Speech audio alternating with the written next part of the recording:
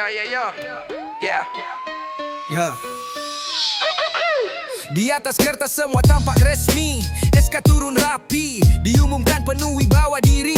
Tak ada yang tampak salah secara hukum, tapi di mata rakyat rasanya makin busuk. Yang terpilih selalu dekat di meja makan, dekat saat lelap. Istri, anak kerabat bergantian dapat tempat, padahal di luar banyak yang berjuang sampai penat. Kami tak ingin ribut, tak perlu gaduh, hanya heran mengapa semua berputar di jalur yang itu juga terus.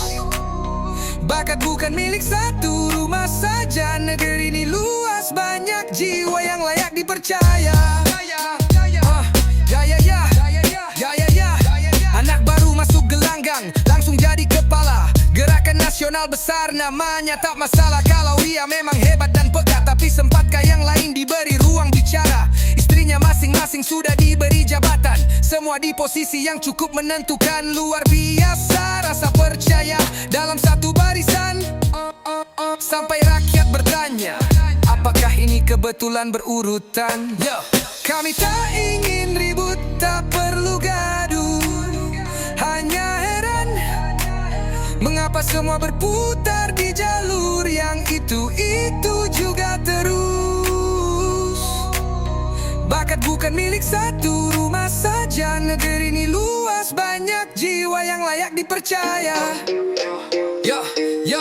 Kami tak minta banyak, hanya keadilan. Bukan yang sempurna, hanya yang sepadan. Karena bila kuasa terlalu akrab dengan rumah, rakyat perlahan merasa jadi tamu di negerinya sendiri.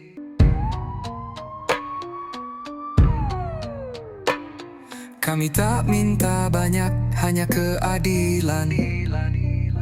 Bukan yang sempurna, hanya yang sepadan.